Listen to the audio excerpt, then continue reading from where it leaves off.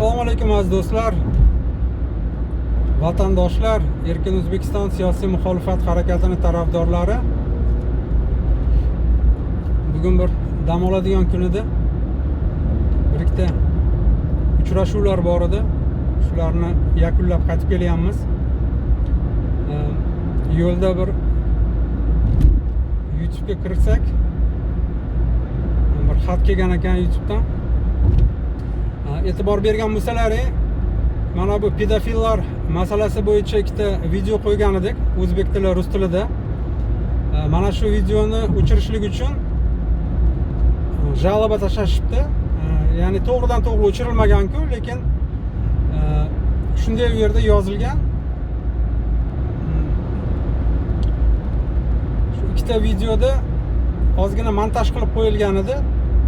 Shu Xorazmdagi Adliya boshqarmasini boshlig'i Aybek Masharipov, ya'ni uning ismi Aybek.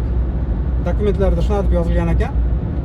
O'sha bolani rasmi chiqqan joyi go'yoki uni shaxsiy ma'lumotlarini oshkor qilganligimiz uchun ana shu videoni ya'ni olib tashlashlikka yoki yo'qolsa mana shu rasmni olib tashlashlikka tavsiya berilibdi.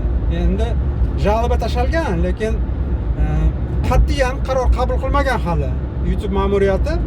Bir ko'rib chiqinglar, mana shu yerda mana shu odamni huquqi buzilgandek bo'lyapti, ular mana shunga da'vo qilyapti deb bizga bir maslahat bergan ekan. To bir yakuniy xulosa chiqargunimizga qadar o'zingizlar ham bir o'ylab ko'ringlar, to'g'ri bo'ldimi, to'g'ri qilganmisizlar yoki noto'g'ri qilganmisizlar degan ma'noda xat kelgan ekan. Juda hayron qoldim. Shuning uchun bir hozir mana bu yo'lda imkoniyat, fursat borligidan foydalanib shu videoni yozib qo'yay dedim.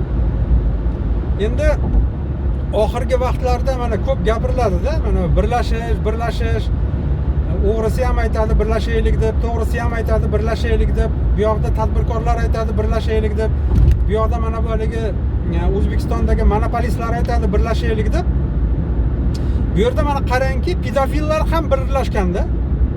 Pedofillar ham o'zini mana biz tanishini, o'zini bir jo'rasini odamlar tanib qolmaslik uchun birlashib ular amaliy harakat qilyapti. Amaliy harakat shundan iboratki, mana shu chiqarilgan ularni tanishlarini, ularni do'stlarini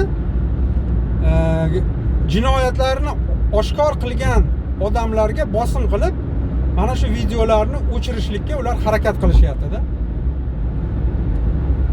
Hayron qoldim-da. Demak, agar ular ham birlashib o'zlarini nima deydi, o'sha botil ishlarini, gunoh ishlarini bekitib, ya'ni bir qandaydir umumiy kuch bo'lib harakat qilishyaptiki, nima sababdan mana bu xalq, ezilayotgan xalq, adolatsizlik tufayli, Shavkat Mirziyoyev rejimini adolatsizlik siyosati tufayli ular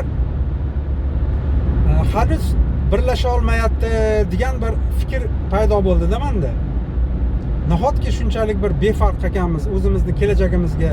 Yo'qolsa bu odamlar qancha mana bu go'daklarni zo'rlagan, bu gunohlari ham isbotlangan, jinoiy javobgarlikka tortilgan.